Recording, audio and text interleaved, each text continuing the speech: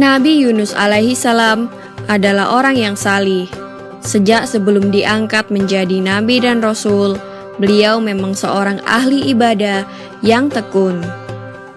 Ia telah mengajak kaumnya menyembah Allah dan meninggalkan penyembahan terhadap berhala, melarang kemaksiatan dan kedurhakaan. Namun di antara sekian banyak kaumnya itu, hanya 2 orang yang mau mengikutinya.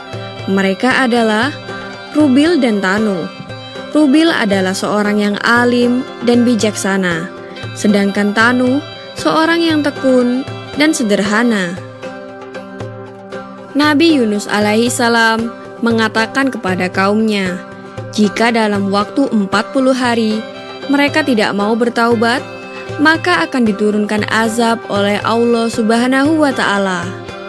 Namun ternyata kaumnya tidak ada yang mau memperhatikan peringatan Nabi Yunus dan malah berani menunggu datangnya azab itu.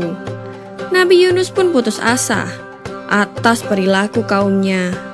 Ia pun akhirnya pergi meninggalkan kaumnya dan tempat tinggalnya.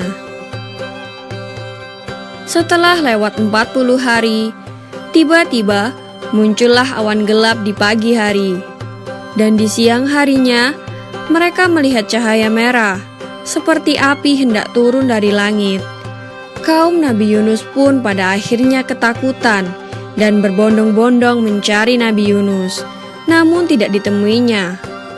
Lalu mereka bertaubat dan menjalankan ajaran Nabi Yunus, dan azab Allah Subhanahu wa Ta'ala tidak jadi diturunkan.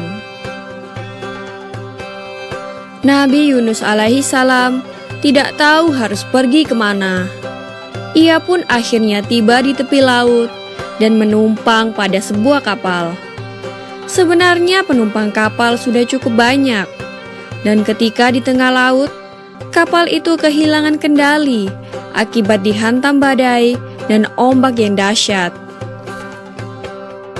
Semua perbekalan dan barang-barang sudah dikurangi, namun ternyata kapal itu tetap kehilangan kendali. Sang nahkoda memutuskan untuk melempar salah seorang penumpang ke tengah laut yang ganas itu. Maka diadakanlah undian di atas kapal, dan sampai 3 kali selalu nama Nabi Yunus yang muncul. Tak dapat ditolak lagi, maka Nabi Yunus dilempar ke tengah laut.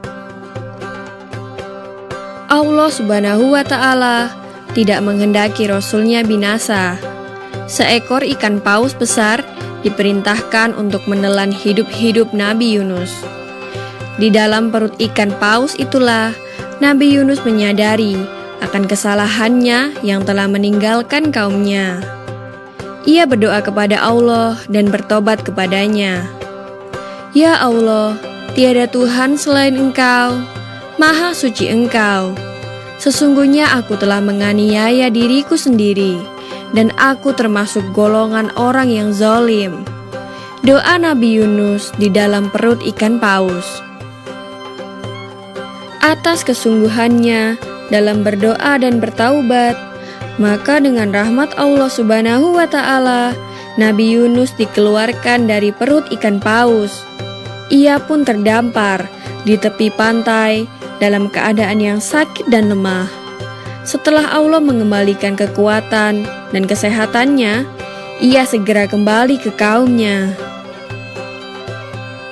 Tak disangka, ternyata kaumnya itu nampak menyambut kedatangannya dengan gembira.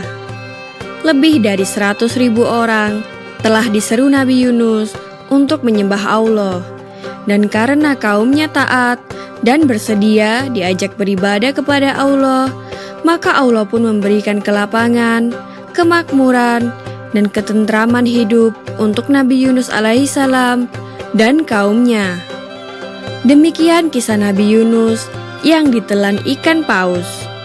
Semoga kisah ini dapat mempertebal iman kita kepada Allah Subhanahu wa Ta'ala. Amin ya Rabbal Alamin.